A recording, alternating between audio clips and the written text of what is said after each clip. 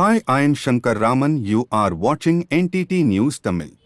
ஊரக வளர்ச்சித்துறை தொழிலாளர் சங்கத்தின் சார்பாக தேனி மாவட்ட ஊரக வளர்ச்சித்துறை தொழிலாளர் சங்கத்தின் சங்க கூட்டம் நடைபெற்றது. இந்த கூட்டத்தில் ஏஐடியூசி மாவட்ட பொதுச் செயலாளர் ராஜ்குமார், மாவட்ட தலைவர் பாண்டி தலைமையில் மாநில துணைத் தலைவர் பேயத்தேவன் மற்றும் மாவட்ட தலைவர் முருகானந்தம் ஆகியோர் முன்னிலையில் கூட்டம் சிறப்பாக நடைபெற்றது.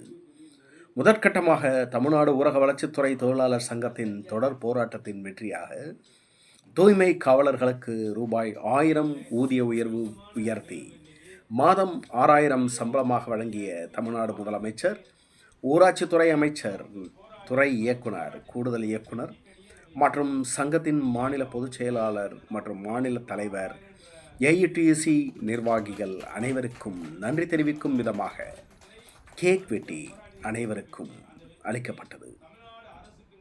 என்டிடி நியூஸ் தமிழ் செய்திகளுக்காக தேனியிலிருந்து நம்ம சிறப்பு செய்தியாளர் சரவணன்.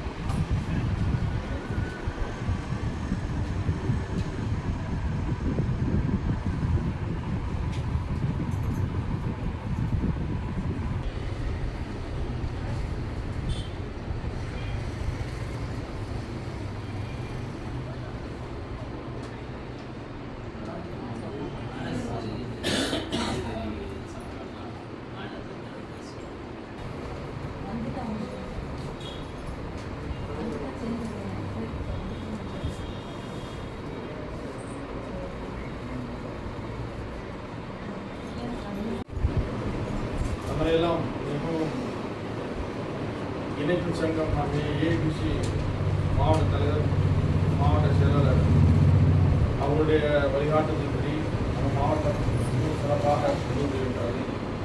போராட்டத்துக்கெல்லாம் அவங்க எப்படியெல்லாம் செயல்படணும், எப்படி போராடணும் அப்படின்ற விஷயங்கள்லாம் கற்றுக் கொடுத்ததுனால நம்ம தொழிலாளர் சங்கத்தின் சார்பாக சென்னை வரைக்கும் சென்று அரசிடம் நம்முடைய கோரிக்கை, அதாவது அகிம்சை முறையில் எடுத்து வைத்தோம். அதற்கு பலனாக அவர்களிடம் 5000 ரூபாய் டெம்பரரி அரசு, தமிழக அரசு வழங்கியிருக்கிறது. அது மட்டும் இல்லாமல் நம்முடைய தூய்மை காவலர்கள் முதல்ல 3500 ரூபா வாங்கிட்டு இருந்தாங்க. 2வது வருஷமாக ஒரு 1500 ரூபா ஏற்றினாங்க. திரும்ப நம்மளுடைய கோரிக்கையெல்லாம் ஏற்று அவர்களுக்கு உதவி செய்ய வேண்டும். அவங்க தான் முதல் பணியாளர்கள் அப்படின்ற அடிப்படையில் மேலும் ஒரு 1000 ரூபா திருப்பி 6000 இன்றைக்கு தூய்மை காவலர்கள் சந்தோஷமாக வாங்கி கொண்டிருக்கிறார்கள்.